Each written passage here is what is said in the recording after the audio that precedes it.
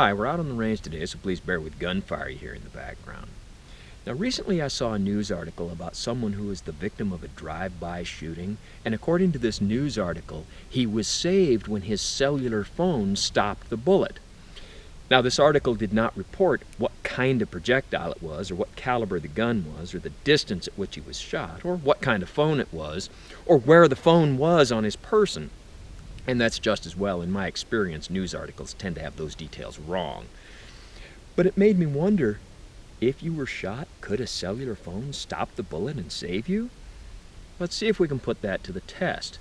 Now, we've got our favorite target, a soda jug, and I've got a cellular phone taped to the front of it, and I'll go back and shoot it from 7 yards with this Ruger Bearcat revolver with a 4-inch barrel. And I've got it loaded with Federal 22 long rifle, 40 grain, round nose lead bullet.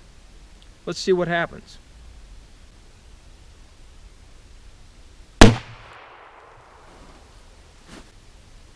Now we see our jug is leaking a little bit, but that's from a secondary projectile. Let's try one more shot.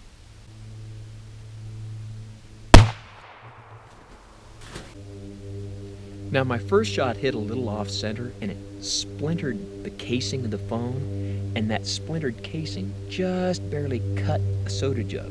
The second shot hit pretty well centered, and the phone battery stopped that bullet. So it would appear that a phone does have at least some potential to stop a bullet. Let's try a little bit more powerful handgun. Now I've got a new soda jug and a new phone, and I'll shoot this from 7 yards with this Smith & Wesson Model 36, which is loaded with Remington green and white box 38 Special Plus P, 125 grain semi-jacketed hollow point.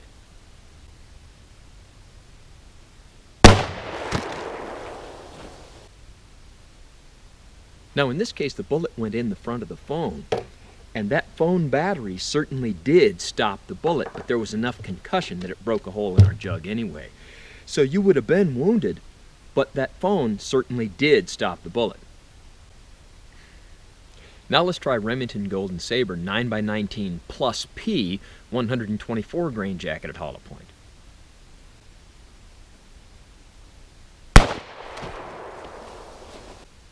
And this cell phone battery has a hole right through it. So I think we found the limitations of a cell phone.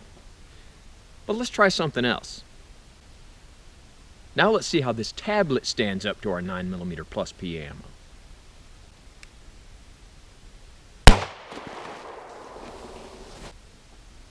Well, it looks like you're going to have to rethink the plan of ditching your 3A body armor and just carrying this under your shirt. But how well will these electronic devices stand up to shotgun projectiles? Well, here's a new tablet, and I've got my Winchester Model 1897 shotgun with an 18-inch cylinder bore barrel, and I have it loaded with Remington 12-gauge 2 3/4 inch double-aught buck 9 pellet, and I'll shoot from 15 yards. Let's see how we do.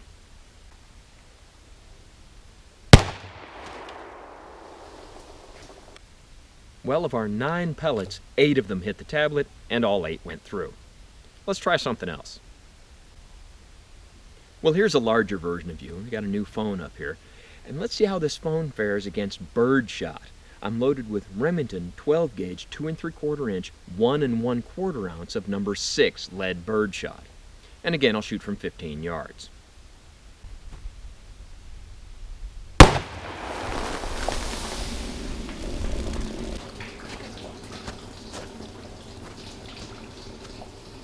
Well, it got hit with quite a few pellets, and it stopped them.